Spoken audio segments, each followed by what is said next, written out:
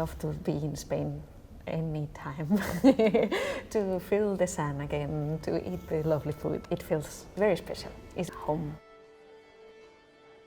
I'm very happy we're starting this tour in Spain, and we're doing a lovely program, Lalo Symphonie Espagnole. It's great to be performing it here. It's a violin concerto, really.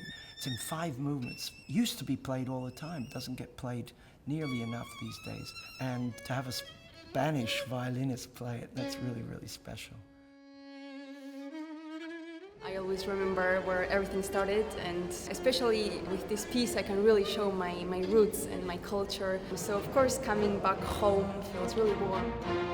I'm very happy to be joining the Chamber Orchestra of Europe on tour together with Maestro Antonio Pappano, and it really struck me from the first moment what a soft sound they have. You can really feel that everyone is playing chamber music, that everyone is really communicating with each other, and that's really valuable as a soloist because you really feel heard, and they try to hug you in a way, like they're kind of a family. It's one of my favorite orchestras for sure.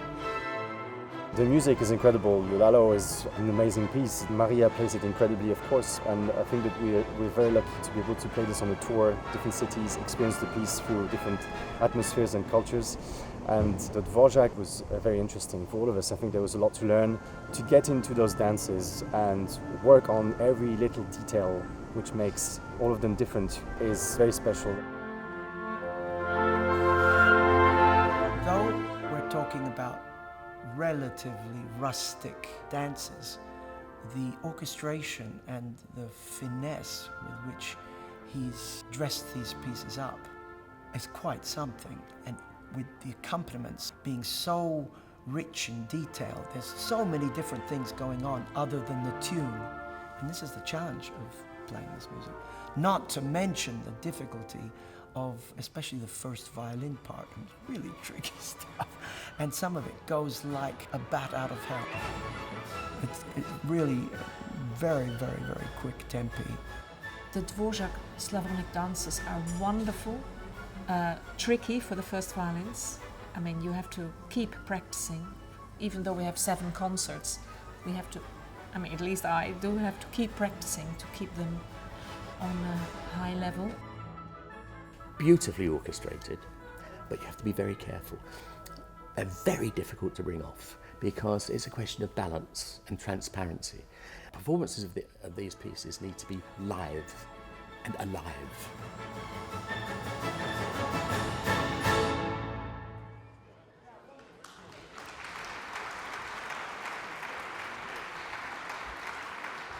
I started a few years ago, and there was an immediate chemistry. They have a way of making music that's really truly based on listening, which is what you're trying to achieve whenever you're conducting, but they have it somehow in spades, and it's not like they're waiting for you to, well, let's see what he's got. No, they're waiting to see what your ideas are and if they can translate them, and that's the beauty. The collaboration is very, very strong. We've just made Tony Pappano an honorary member of this orchestra, which is quite an honour. Not many people get that honour. It's because we absolutely adore him, actually.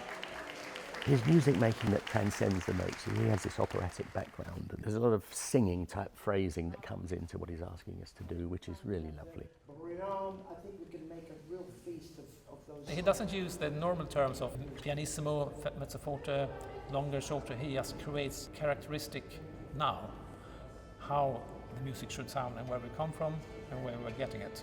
He's a metaphor master. I like the way he describes things. I like his language, the way he'll just say a few words that make you think differently about something, and from one moment to the next have a different kind of approach to something just because of these few words that he's said. We are coming from a big explosion and into a dark forest or something. So, I mean, you make your own pictures in your head, and that reflects the way you express yourself. He makes it like a village party. Every night we play it.